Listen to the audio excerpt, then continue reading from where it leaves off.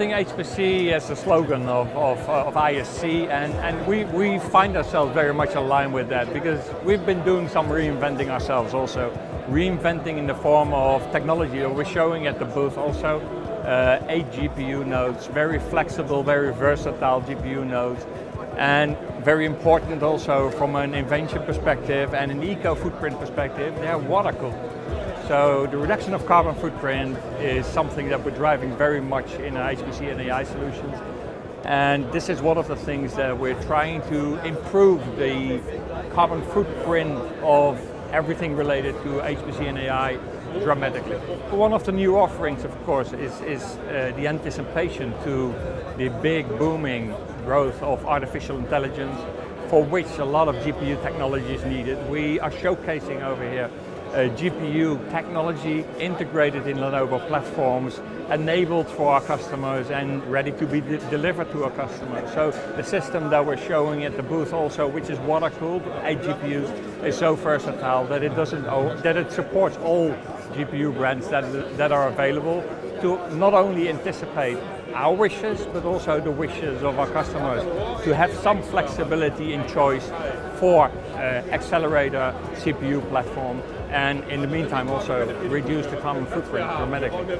So for our clients it's very important that with the growth of power consumption from everything related to compute, that we help them on reducing the operational cost of a supercomputing and AI environment dramatically. So the way we're doing that is by reducing the level of wind and air that we're blowing through the compute nodes by those fans. And you're basically blowing hot air around.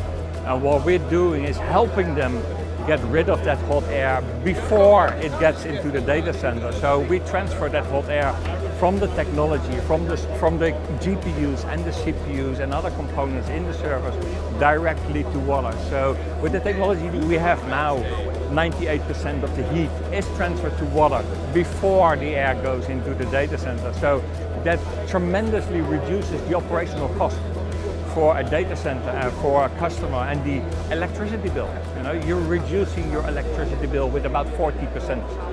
From a competitive perspective, if I look at Lenovo, we start with our green efforts already in the factory. So if we're building our supercomputers, we're building them in the factory. In our factory for us, for Europe, in Europe, is based in Hungary.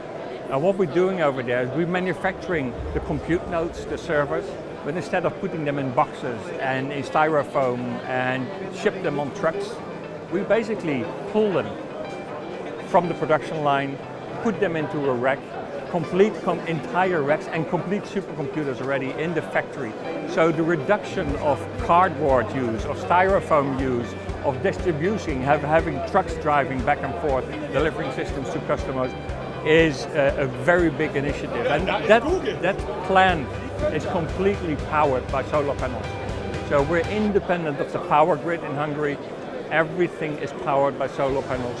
So carbon footprint reduction during manufacturing is where we start already. So it's not only after we deliver the system through energy reduction, we build complete systems in the factory instead of shipping boxes to customers. So it's a good starting point. We very efficiently started that already 10, 15 years ago, and it's highly optimized now to anticipate what the people want to see from a large enterprise on the reduction of carbon footprint. There's a lot happening with HPC. So AI is the current magical word. So we're actively engaging in AI factories, but we're also engaging in the more traditional high-performance computing. And it is the convergence of the two landscapes, the convergence of high-performance computing and AI clusters into a consolidated environment, making it more efficient, making it better operationally manageable.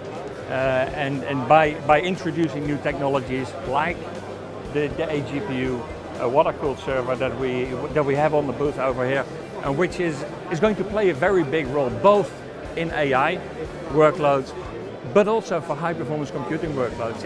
It's not only computing capabilities that can be used for artificial intelligence, it definitely is flying when you're running HPC workloads on the 8 GPU nodes. Separate from that, you have to have a workload fit for an 8 GPU HPC workload. So in addition to that, we will maintain our 4 GPU based water-cooled nodes that we are showing on the booth also, which have a more specific HPC footprint than the 8 GPU node has.